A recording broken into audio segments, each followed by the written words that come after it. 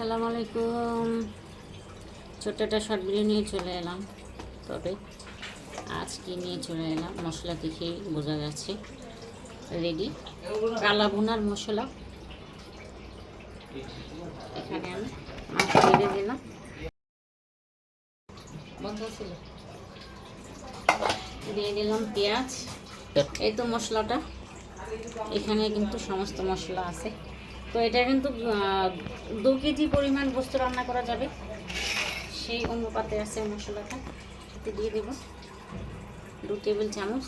তারপরে দিয়ে দেব সসটা কিন্তু অবশ্যই দিবেন। সসটা দিয়ে দেব সয়া সস।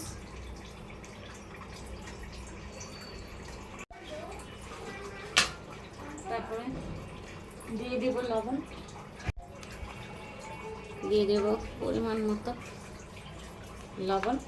এখানে আমি 1 কাপের মতো তেল নিয়েছি, সরিষার তেল।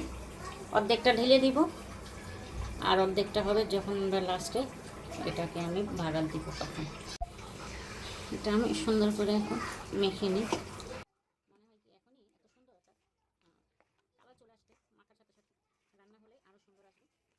আর মাখানো হয়ে গেছে। কি সুন্দর একটা স্মেল আসছে, মনে হয় এখনই খেয়ে ফেলি।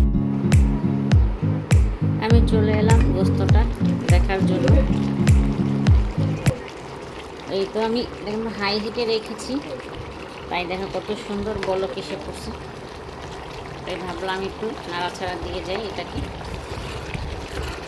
আবার চলে এলাম দেখার জন্য, নাড়াচাড়া দেওয়ার জন্য। এটা যাতে নিচে না লেগে যায়, তাই বারবার দেখতে হবে। এটা ভাজার প্রস্তুতি নিচ্ছি। এখানে সরিষার তেল, রসুন আর পেঁয়াজ, শুকনা মরিচ। তো ভাজা হয়ে যায়, তারপরে দিব।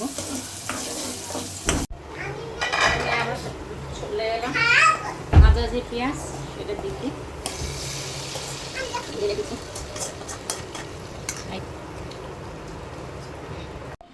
এই হচ্ছে আমার পারফেক্ট রেসিপি, রেডি মশলা দিয়ে কালা বোনার রেসিপি। তো কেমন হয়েছে অবশ্যই জানাবেন। আর এরকম রেসিপি পেতে অবশ্যই আমাকে ফলো করবেন, অবশ্যই লাইক, কমেন্ট, শেয়ার দিয়ে যাবেন। আর একটা সাবস্ক্রাইব করতে ভুলবেন না। তো সবাই ভালো থাকবেন। আল্লাহ হাফেজ।